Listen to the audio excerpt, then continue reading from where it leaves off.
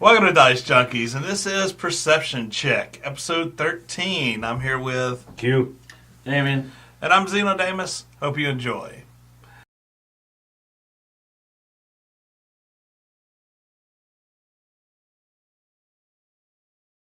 Alright, so we're going to start off here with, we had a Defenders trailer come out this past week. What did you guys think about it? I know what you thought, never mind. You can see I put a note on there. I shared this only because I had to. Yeah. You're still not over the name, I know. Yep. I thought it was a pretty cool trailer. I liked the trailer. I thought it was fun that it almost looked like the other Defenders thought Iron Fist was just as bad as we did. I know, that was pretty cool. They don't even call him by his title. They literally go, like, the bulletproof man, this is kid with a glowing fist. Like, that's all they give him. And his description is even disrespectful. I mean, you see, like, Luke Cage just, like, kid.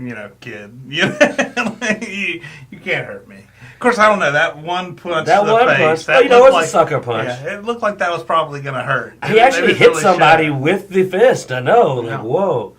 But I love it that when he goes, like, I'm the immortal Iron Fist, and Luke Cage is like, what? And I was like, I agree. Yeah. What? Yeah, like, huh?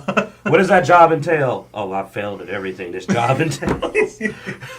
Yeah, well, I mean, that's why I think, the nurse chick, can't think of her name, but anyway, she goes to Luke Cage, and it's like, I got someone you need to meet.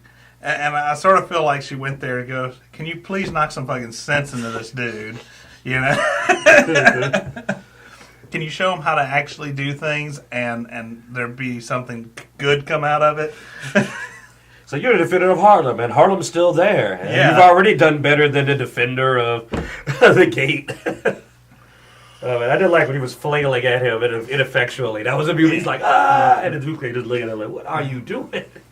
And I was glad to see, when we saw the elevator teaser and Daredevil had whatever the hell that was on his face. Somebody literally said, you look ridiculous. And then, they're like, oh, no, you look ridiculous. And I think he said, it's her scarf. But yeah, it's like, yeah, you look stupid. You have a scarf wrapped around your head, Jessica still has her attitude. Like I said, it looks like it's going to be pretty good. Yeah. I don't know who this new villain is supposed to be. Mm-hmm. But I am liking that they're going to female villains, man. Mix it up a bit. It is kind of cool that look like they're going another strong female role for the villain.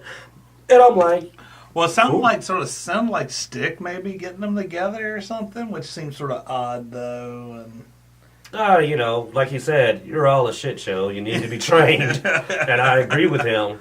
Especially that kid with the glowing fist. I think he needs to go into Stick boot camp for a while. All right, now that we've made fun of Iron Fist for a while, let's move over to the Dark Tower. Awesome freaking trailer. It was a very good trailer. I had some reservations about the main character, Idris Elba. I had some reservations about him playing the gunslinger. Okay. Because it's based off of,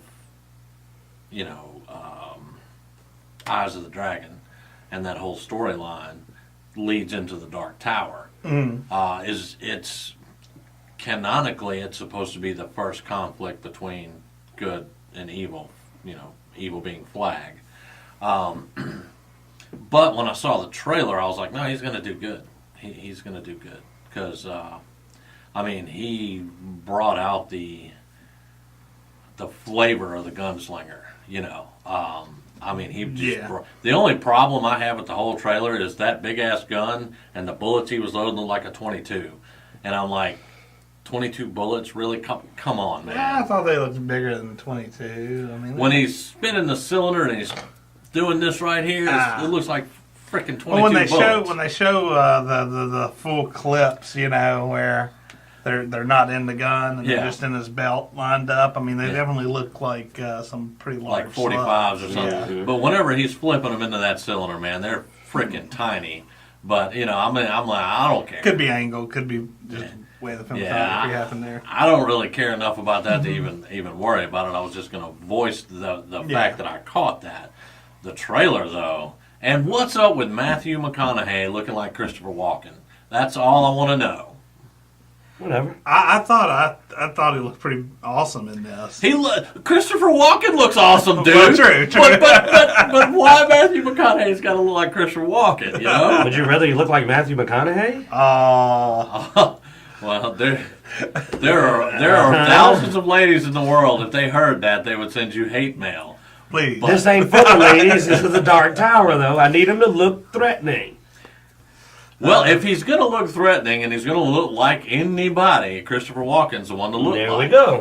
But I just, and it's not even really a problem. It's just I noticed that he looks like Christopher Walken. I didn't really see that, but there was a certain angle and during the trailer where he turned his face to the side, and you could just see that Christopher Walken jawline. Maybe it was. It could have that Cameo. That would be awesome.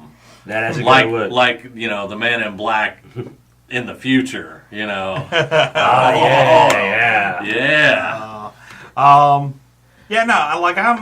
have not read the Dark Tower series. It's one of those that's on my list to read. Oh yeah. But watching this trailer, it looked fucking badass, dude. So I mean, from somebody who's read the books to somebody who hasn't read the books, it looks awesome. Yeah. And what's cool is that, no spoilers, but when we talk though, it can be completely canon, even the way it's presented, just because you know how the tower works. Yeah. So it's as completely this could be an event that occurred. Basically, we've mentioned this in several other things where there being multiple instances of something, making the movie or something a separate instance, so it can still be canon, but not have to worry about, well, this doesn't go by this part of the book or this misses this part of the book. It can be fresh and still be like reminiscent Doctor Who, of the book. This could be a cycle of the Dark Tower. Yeah, But that's as much spoilers I'll give. It could be one of the cycles. Yeah. Well, I mean, this isn't a spoiler, but I mean, this movie's not based off the book anyway. Yeah. The thing is, though, is that it could because of the way the tower works. It could be, but it's from cool. everything that people that have read the books have said to me that this is not going by the book. Yeah. Which is fine. If you know that up front, Mm-hmm. It's not going by the book. Okay, great. I'm looking for a new story that's in this vein of books. Awesome. But I mean, like you said, it doesn't matter anyway. Yeah, the way it works. This could have happened before, after the book. Yeah. Like, it's completely possible that this is the next or previous. It also, to me, is awesome because a lot of times when I watch a movie, I want to read the book. Yeah. It won't spoil it. And this way I can watch the movie and read the book and have two similar but different the book's a different experiences. experience, but yet you won't read the book after you see this movie and go, huh? You'll be like, well, yeah, this is what happened this time. Yeah, this is this timeline. This is that timeline. Yeah. So really looking forward to that. I think that's going to be awesome. I think that's going to be good. I can't wait to see you guys review And it. a good show based on a Stephen King book.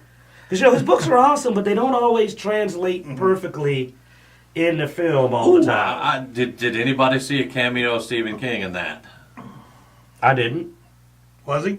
I gotta watch it again now. Okay. Stephen King's in every movie. Yeah, I know he's in every movie, but I mean, he's usually not in the trailers. I don't think. I've seen him in a couple of trailers. Yeah, I think he may have been. up. I think he may have been in one of the Stand trailers. Yeah, I think he was. No, and I don't want to get on that subject. But I'm going to look at that again just to make sure. Probably they're not going to show it in the trailer. It's going to probably be a surprise. It's like Stan Lee. They don't usually show the Stan It's like Lee an Easter egg, cameo. though. They may hide him in there. Maybe. I'm going to look again and see. All right, let's go. All right, so we got a little bit of a teaser of the Marvel Inhumans TV series that is coming up. Now, when I say a little bit of a teaser, I don't mean a little bit of a teaser. It's basically the Inhumans title screen, a little bit of dialogue and music, and that's it. So a true teaser. Yeah, a true teaser. But that's going to be on ABC. So, you got anything to say about the Inhumans? No, I'm not a fan of the Inhumans, so I'm not really looking forward to it, but he might.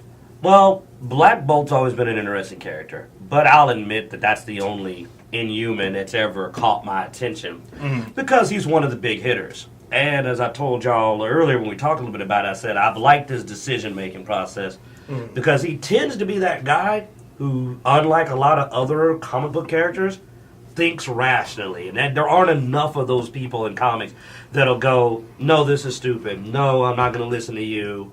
We're going to do this. So I've always liked his personality and his decision-making process.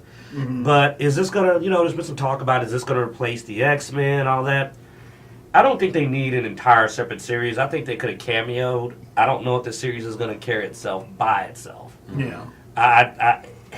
But you know what? I was wrong about the Guardians of the Galaxy, so Yeah. we'll see if it ends up being a sleeper or a surprise. Yeah, I think the Cult big thing is going to be just seeing how. I mean, we just like the Avengers and all that stuff. They're different in the comics than they are on the cinematic universe. So it's like, what interpretation of the Inhumans is really going to be? Man, you are right, because Guardians of the Galaxy, thanks for bringing it up. That is right. We can't really make a call because Guardians of the Galaxy deviated heavy away from the comic. But it worked. Yeah, so did Defenders / Heroes for Hire. So the Inhumans, we don't know what we're going to get. They may not, because, they haven't really heavily brought in a Kree outside of Guardians of the Galaxy. Well, S.H.I.E.L.D., so unless they and I'm cross not this up to over, date on S.H.I.E.L.D. right now, but I know they've brought up Kree technology in S.H.I.E.L.D. So it depends on how much they're going to bring to Kree, and because also we sat down and watched an explanation of the origins. Because isn't that what brought the lead guy back? I think so. Yeah. It was. Yeah, it's what bring the agent back that got killed. That got killed in Avengers. But their backstory is complex enough that I think they're going to have to smooth it over so it doesn't throw everything out of whack. Yeah. So I mean, we may actually. I mean, if we were up to date on Agents of S.H.I.E.L.D., we may know more about it because they definitely were going into Inhumans territory on S.H.I.E.L.D. And people were getting a lot of powers in Agents of S.H.I.E.L.D. near the end. I wonder if that had anything to do with the Terrigenesis. Yeah, it could have been. I hate that I'm not up to date on Agents of S.H.I.E.L.D. right now. I mean, but the last thing I remember is Porcupine Girl. Yeah. I stopped before the power started showing up because I kind of didn't like. I kind of was enjoying Agents of S.H.I.E.L.D. It was not being about that. It was ups and downs on me on Agents of S.H.I.E.L.D. It got boring at times, and so. But it may be something I go back and finish out later. Yeah. Lastly, we have Guardians of the Galaxy Volume 2. I mean, if you haven't seen our review, we have a review up. But it hits number one, rockets to number one with 145 million in the box office, so it did really well. It's literally capital R on the rockets. Yeah. Hey man, if you've seen it, you know why. Man, the raccoon is awesome. When he said that and he put it in quotations, I knew what he was talking about, and it made me giggle. But yeah, so it did really well this past weekend. If you haven't seen it yet, I definitely advise a viewing of it. Now, of course, if you've watched the first Guardians of the Galaxy, because I think you definitely need to watch Guardians of the Galaxy 1 before you watch 2. Oh, yeah, because, there's a lot going on that's not going to make any sense if you haven't. So check out 1. 2 is entertaining. I love it because I'm a big Marvel Cinematic Universe supporter. So anytime they pull in good money like this, it's good. Yeah. Well, and the reason I bring that up is because several of the movies in the Marvel Universe could almost stand alone, and you could actually watch without watching the previous. But Guardians of the Galaxy is not one of those. This is a continuation of the story. But that's because it also doesn't tie into the rest of the Marvel Universe really hard. So its only tie-in is the previous Guardians of the Galaxy. So you gotta. Now you know what? I did remind me of something. I don't know the exact release, but while we're here, we can talk about it a bit. We saw the new Wonder Woman trailer when we went to see Guardians of the Galaxy. Yeah. Now they had the Ragnarok trailer at the beginning of the movie, and they had the Guardians of the Galaxy, which I gotta say, Wonder Woman, which I gotta say. I'm not a big Wonder Woman fan. It was a good-looking trailer. Now that I've seen more of the trailer, it's good. But here's my big issue, actually, now, is that I'm getting such heavy Captain America feelings from the movie. You're just getting that, though, because it's a period And the film. Shield. She's gone heavy in the Shield throne. Like I said, I looked at it and said, man, I know the latest incarnation of Wonder Woman has gotten really into Sword and Shield, but after seeing some of Injustice 2 and then this trailer, I'm like, the color of her outfit. She uses the bracers a couple of times in the preview. I'm not trying to be bad. I mean, I liked Captain America, but at the same time, yeah, it is a period piece. I wish they hadn't, because it makes the movie not feel as original because, oh, look, it's a superhero showing up and fighting Nazis in a red and blue outfit. And I was just like, Well, I mean, it allows them to focus on her without the question of, well, where are the Avengers? Where are the... No, DC. That's not... Major violation, man. I mean, but where's Batman? Where's Superman? Where's, I'll give you that. I mean, I don't mind period pieces, mainly for that reason. It actually is nice to pull it away from what we're seeing in the... But see, my other concern, though, is the problem that made the Hulk movies not do well on her own, because she's also an extremely powerful super with no real super foil that we've seen yet. So it's also like, oh, look, it's just going to be... I mean, dude, it's Wonder Woman. She's a top tier, and she's fighting Nazis. But, I mean... It's almost a joke. The biggest concern about this movie is the fact that it's DC and it's a movie. It didn't look that bad. In fact, it didn't have the other people in it, is what made me go, like, it might be worth watching. But then I said, what's the major conflict here? Like, are they going to throw in, are they just not showing the supervillain, or just going to be like, watch her rage and whoop some normal folks' tail, and that's just it? I mean, that's why the next Thor Ragnarok movie looks like it's going to be good, is because they took Hulk and Thor, and they seem to put him in an arena where they're in their weight class. There seem to be multiple rivals and opponents. I know that, Wonder Woman had several internal conflicts with her people, I think, after she left. So I'm wondering if maybe that's what they'll... Because they show her fighting, in her homeland with her... I think that was training, though. Yeah, but I know there was always some conflict there as well. So that may be the conflict as well. I don't know. Well, anyway, I just want to put it out, around her tier and everything, Well, I just want to put it out there that I did think the trailer looked pretty good. But until I get some more on the story, it doesn't look like it's going to be that fresh a story to me. Now, I got to say, dude, I loved the Ragnarok trailer when I watched it on YouTube and saw it on there. But watching it on the big screen was fucking awesome, dude. That thing was beautiful. It looks good. I have to admit, it just looks good. That's the next big one I'm excited for. Yeah. All right, then. I just want to throw that out because we saw a new trailer we hadn't seen, the Wonder Woman one, and I said, okay. I'd already seen that trailer. You seen that one? I hadn't seen that version of it. Yeah. I mean, it's not one we shared. Yeah, I don't think we shared it. Yeah. Well, y'all are not big fans, but I'm trying to be fair and give DC a little time to go like, hey, I'm a DC fan. I'm just not a Wonder Woman fan. Mm-hmm. I mean, I'm not a DC cinematic universe fan. I like Gotham. That's pretty Gotham. much it. Yeah, Gotham. So I like Batman. Which Batman? I'm Batman. All of them? I better try and go pull you up a couple of Batmans you didn't like. All right, guys. Look, thanks for watching. And check down in the description below. We'll have links to everything we talked about in today's show. As well as below that, we'll have our links to our social media, Facebook, Patreon, Google+, Twitter, and anything we decide to sign up to in the future, I guess. We'll eventually go there. So always check there to see where we're hanging out. Other than that, be sure to subscribe, like, tell your friends, share, all that good stuff. Every little bit helps to, spread our channel and get some more views and, spread the love. There you go. Take care.